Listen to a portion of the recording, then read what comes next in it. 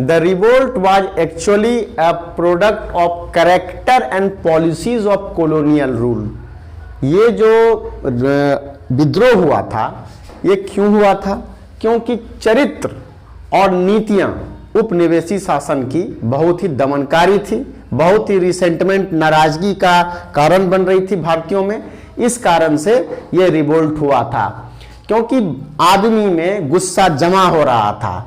The people's accumulated resentment against the administration, प्रशासन के against में उन लोगों में काफी नाराजगी थी, जिसके कारण कि यह विद्रोह हुआ था। रिवोल्ट ऑफ 1857 हुआ था, यह बगावत ऑफ 1857 इस कारण से हुआ था क्योंकि भारतीयों में रिसेंटमेंट की भावना थी, रिसेंटमेंट आ गया था, यानी विद्रोह आ गया था, नाराजगी थी। किसके अगेंस्ट में नाराजगी थी? ब्रिटिश एडमिनिस्ट्रेशन के अगेंस्ट में, यानी अंग्रेजी शासन के अगेंस्ट में, अंग्रेजी प्रशासन के अगेंस्ट में बहुत ही नाराजगी थी, क्योंकि उन लोगों की पॉलिसी ही इस तरह की थी जो कि दमनकारी थी। उन लोगों का जो चरित्र था वो भी बहुत ही दमन करने वाला था, शोषण करने वाला था, एक्सप्लॉयटेटिव था, जिसके कारण कि भारतीयों में रिसेंटमेंट की भावना थी और ये बगावत 1857 में हुआ था। However, the revolt was suppressed by the British. अंग्रेजी हुकूमत के द्वारा, ब्रिटिश के द्वारा ये रिवोल्ट को दबा दिया गया था, कुचल दिया गया था। फिर भी ये जो रिवोल्ट ऑफ 1857 है, played an important role in uniting the Indian people. भारतीयों को एकजुट करने में, एकता के सूत्र में पिरोने में ये रिवोल्ट एक बहुत अहम भूमिका निभाया था। This revolt played an important role in uniting the Indian people and giving them an awareness of belonging to one country. उन लोगों में एक जागरूकता पैदा किया था कि हम सभी भारतीय हैं और हम लोग एक ही देश से बिलोंग करते हैं और हम लोगों का प्रॉब्लम भी एक है और हम लोग को साथ में इसके विरुद्ध में लड़ना है और विदेशी सरकार को, विदेशी हुकूमत को भारत से बाहर फेंकना है। इसलिए इसको कहेंगे however the revolt was suppressed by the British, but the revolt of 1857 played an important role in uniting the Indian people and giving them an awareness of belonging to one country. For the first time in the history of colonial rule, there was a pan-India struggle to oust the foreign government. Bharat के उपनिवेशी शासन के इतिहास में यह पहली घटना थी, यह पहला इंसिडेंस था जब पूरे भारत से विद्रोह हुआ था। ये पैन इंडिया स्ट्रगल था, अखिल भारतीय स्ट्रगल था, यानी देश पूरे संपूर्ण भारत से, संपूर्ण राष्ट्र से आंदोलन हुआ था ब्रिटिश सरकार को भारत से बाहर निकालने के लिए। हर वर्ग, हर राज्य, हर प्रांत इसमें सहयोग किए थे। क्रांतिकारियों का, सिपाहियों का, विद्रोह जो विद्रोह करता थे, जो विद्रोही थे, ब्रिटिश सरकार के अगेंस्ट में जो विद्रोह करे थे, उनको पूरे संपूर्ण भारत से, हर वर्ग से, हर एक सोसाइटी से, हर एक रिलीजन से समर्थन मिला था, जिस कारण से for the first time in the history of colonial rule there was a pan India struggle. ये उपनिवेशी शासन के इतिहास में पहली घटना थी जब संपूर्ण भारत से इस स्ट्रगल को, इस मुहिम को, इस संघर्ष को समर्थन मिला था। The revolt was however swiftly suppressed by the English authorities. अंग्रेजी अधिकारियों द्वारा बहुत जल्द ही इस विद्रोह को दबा दिया गया था, कुचल दिया गया था। पैन का मतलब होता है, pan is abbreviated as presence across nation, यानी राष्ट्र भर से, पूरे भारत से समर्थन मिला था। पैन का एब्रिविएशन होता है presence across nation and is operating throughout the country और available at every possible location. Bharat के हर एक संभव लोकेशन से, हर एक संभव स्थान से इस मुहिम से लोग जुड़े थे, इस आंदोलन से लोग जुड़े हुए थे। पुनर्स्थापित हो चुका था कौन? अंग्रेजी हुकूमत, ब्रिटिश गवर्नमेंट पुनर्स्थापित हो चुकी थी। कब तक? 1859 तक। फिर भी but it paid the way for the rise of modern national movement. आधुनिक राष्ट्रीय आंदोलन का रास्ता साफ हो चुका था, मार्ग प्रशस्त हो चुका था, इसलिए कहेंगे it paid the way for the rise of modern national movement. It was the heroic and patriotic struggle. बहुत ही ब्रेव, बहुत ही बहादुर एफर्ट लिया गया था भारतीयों द्वारा, यानी क्रांतिकारियों द्वारा, सिपाहियों द्वारा। ये हीरोइक बहादुर एफर्ट था, ये शक्तिशाली एफर्ट था, ये ब्रेव एफर्ट था, वैलियंट, देशभक्ति पूर्ण था, देशभक्ति से भरा हुआ एफर्ट था इंडिया को विदेशी हुकूमत से बचाने के लिए, फ्री करने के लिए, लिबरेट करने के लिए, आजाद करने के लिए। यह हीरोइक स्ट्रगल था, पेट्रियोटिक स्ट्रगल था of 1857 and series of rebellions, विद्रोहियों का जो सीरीज था, लगातार जो सीरीज था विद्रोहियों का, preceding it left unforgettable impression on the minds of the Indian people. ये जो विद्रोह किया गया था, लगातार विद्रोह पर विद्रोह हुए जा रहा था, ये उन लोगों के दिमाग में गहरा छाप छोड़ चुका था, भारतीयों के मन में उन लोगों का मनोबल अब बढ़ चुका था। Served as revolt of 1857 served as perennial source of inspiration in their later struggle for freedom. ये जो विद्रोह था, ये जो बगावत था 1857 का, revolt of 1857 served as perennial, चिरस्थायी, दूर तक, लंबे दीर्घ काल तक चलने वाला प्रेरणा था भारतीयों को, भारतीयों के लिए प्रेरणा स्रोत था, क्योंकि अब जो भविष्य में जो अब स्ट्रगल करेंगे उसके लिए ये चिरस्थायी, पेरेनियल, एकदम परमानेंट, शाश्वत रूप से ये उन लोगों के लिए प्रेरणा स्रोत बन चुका था। रिवोल्ट ऑफ 1857, बगावत जो हुआ था 1857 में, वो उन लोगों के लिए प्रेरणा स्रोत हो गया था, प्रेरणा स्रोत हो गया था। It also established well settled valuable local tradition of resistant to British rule. ये ब्रिटिश रूल के अगेंस्ट में एक स्थापित मूवमेंट बन चुका था, ये उन लोगों के दिलो दिमाग में जा चुका था, बस चुका था, रस बस चुका था कि हम लोग अब ब्रिटिश के अगेंस्ट में अपने मुक्ति के लिए, अपने आजादी के लिए लड़ना है। ये अब उन लोगों के दिमाग में वेल सेटल्ड रूप से एकदम बैठ अच्छी तरह से बस चुका था कि हम लोग अपने आजादी के लिए लड़ सकते हैं और अपने जो हम लोगों के साथ जो दमन हो रहा है उससे हम लोग अपने आप को बचा सकते हैं।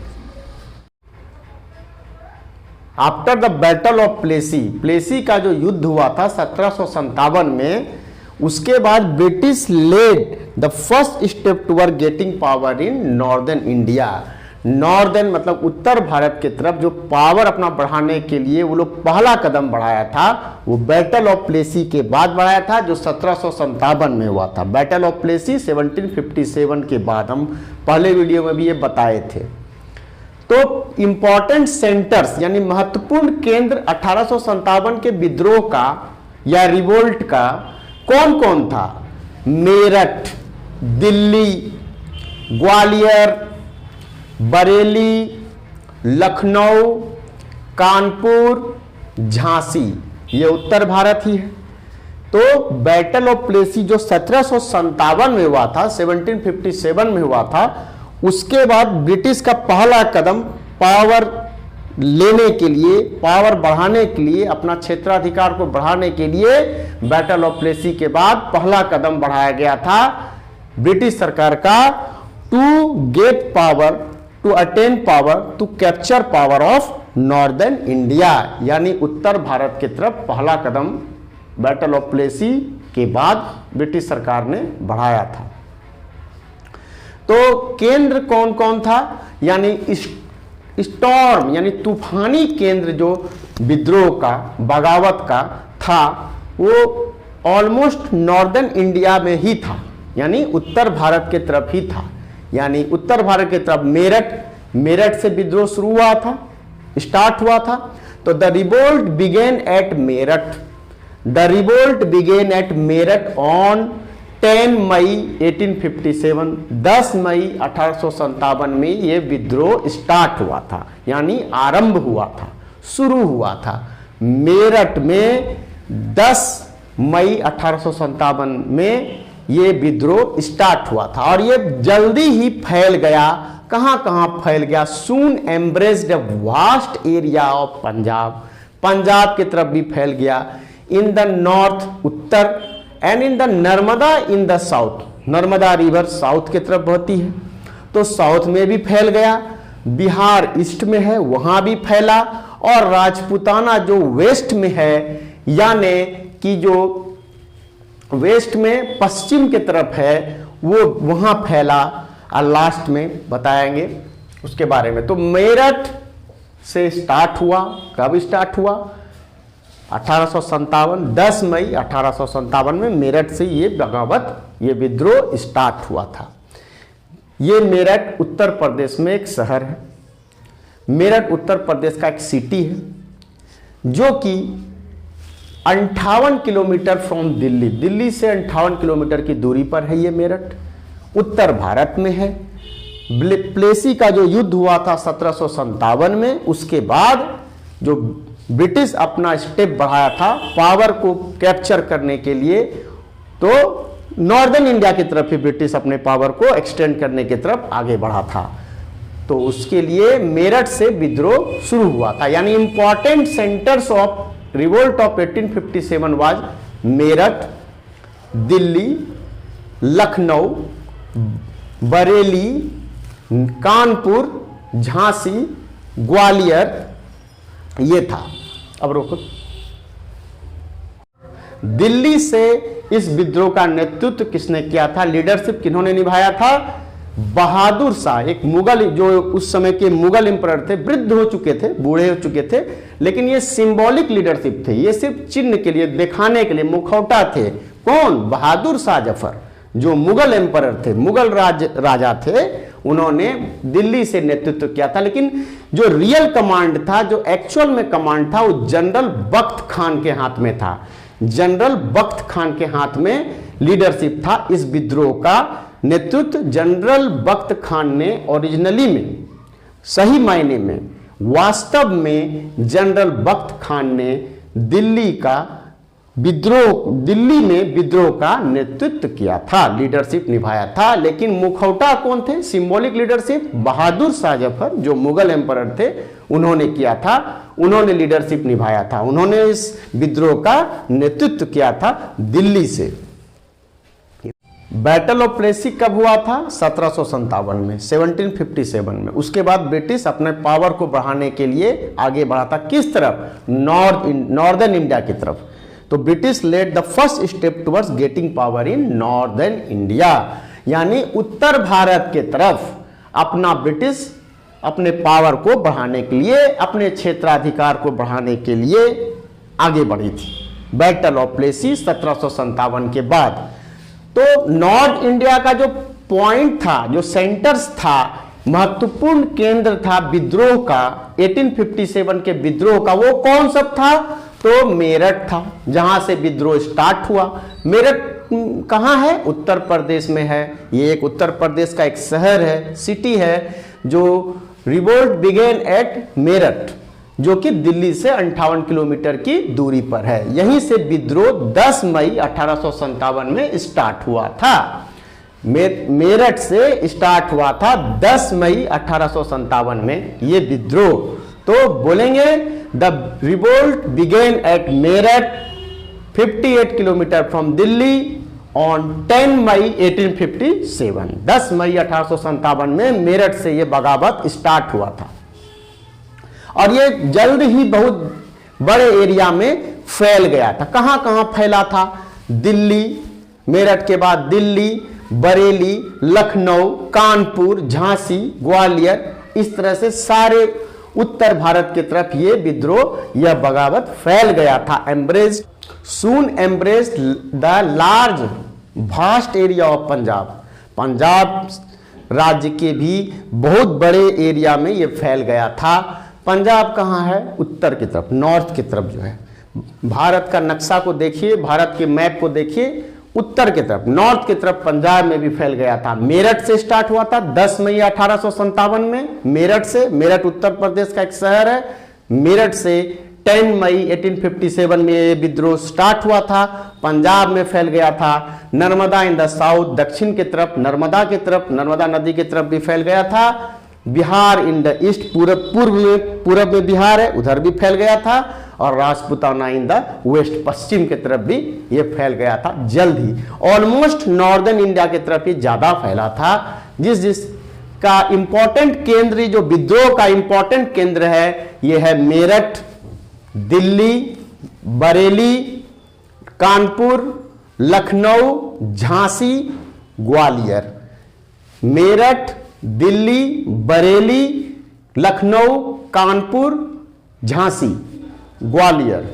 उसके बाद रानी लक्ष्मीबाई, जो हम लोग फेमस पर्सनैलिटी अपने इतिहास में आज तक, बचपन से लेकर आज तक सुनते आ रहे हैं। रानी लक्ष्मीबाई ये कहां से लीडरशिप निभाई थी, ये कहां से नेतृत्व की थी? झांसी से की थी। ऑफ सिपाही, ये सिपाहियों का नेतृत्व, ये आंदोलनकारियों का नेतृत्व झांसी से की थी। आउटस्टैंडिंग लीडर थी, अद्भुत थी, अद्वितीय थी, प्रकांड नेतृत्व था इनके अंदर में, रानी लक्ष्मीबाई के अंदर में। इन्होंने क्यों विद्रोह किया था? क्योंकि लॉर्ड डलहौजी जो गवर्नर जनरल उस टाइम में थे, जो इंट्रोड्यूस किए थे ये पॉलिसी डॉक्ट्रिन ऑफ लैप्स का, हड़प नीति का, उन्होंने जो है रिफ्यूज कर दिया था। इनके रानी लक्ष्मीबाई के गोद लिए हुए बेटे को राजगद्दी पे, झांसी के राजगद्दी पे बैठने का परमिशन लॉर्ड डलहौजी ने नहीं दिया था, जिसके की असंतोष के कारण ये विद्रोह हुआ था। झांसी से इसका नेतृत्व रानी लक्ष्मीबाई ने किया था। झांसी से रानी लक्ष्मीबाई ने इस विद्रोह का नेतृत्व किया था, लीडरशिप निभाया था। तो क्यों ऐसा हुआ था? क्यों एडॉप्टेड सन जो था रानी लक्ष्मीबाई का, उसको थ्रोन पे, राजगद्दी पे झांसी के उत्तराधिकार, झांसी का उत्तराधिकार उसको नहीं बनाया जा रहा था। उसको परमिशन ब्रिटिश सरकार नहीं दे रही थी। लॉर्ड डलहौजी उसको परमिशन नहीं दे रहा था। कब? जब राजा गंगाधर राव का डेथ हो गया था। ये हस्बैंड थे, रानी लक्ष्मीबाई के हस्बैंड थे, और इनकी मृत्यु के बाद इनके गोद लिए हुए बेटे को झांसी के राजगद्दी पे बैठने का परमिशन नहीं दिया जा रहा था ब्रिटिश गवर्नमेंट के द्वारा, यानी लॉर्ड डलहौजी के द्वारा, जो उस समय के गवर्नर जनरल थे। लॉर्ड डलहौजी के द्वारा राजा गंगाधर राव के मृत्यु के बाद, मृत्युपरांत उसके गोद लिए हुए बेटे को बैठने की इजाजत नहीं दी गई थी लॉर्ड डलहौजी द्वारा, जिसके की असंतोष के कारण, जिसके की क्रोध के कारण यह विद्रोह हुआ था। और झांसी से इसका नेतृत्व रानी लक्ष्मीबाई ने किया था। रानी लक्ष्मीबाई गेव द क्राई, ये एक स्लोगन दी थी, मैं अपनी झांसी नहीं दूंगी, I shall not give my Jhansi, I shall not give away my Jhansi. उन्होंने इस आंदोलन में ये नारा दिया था, ये स्लोगन दिया था, उसको कहते हैं सी गेव द क्राई, मैं अपनी झांसी नहीं दूंगी, I shall not give away my Jhansi. और ये इन्होंने विद्रोह का नेतृत्व किया।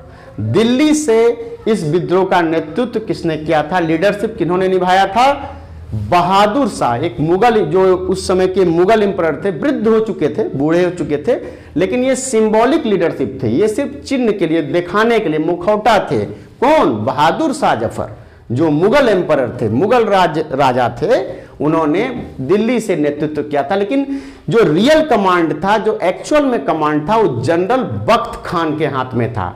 जनरल बख्त खान के हाथ में लीडरशिप था। इस विद्रोह का नेतृत्व जनरल बख्त खान ने ओरिजिनली में, सही मायने में, वास्तव में जनरल बख्त खान ने दिल्ली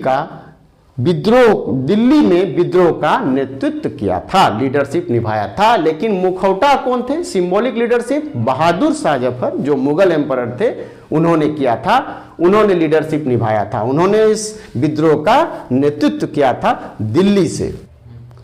बरेली में ये रिवोल्ट ब्रोक हुआ था, ये जो बगावत स्टार्ट हुआ था, ये 4 जून 1857 में हुआ था, बरेली से।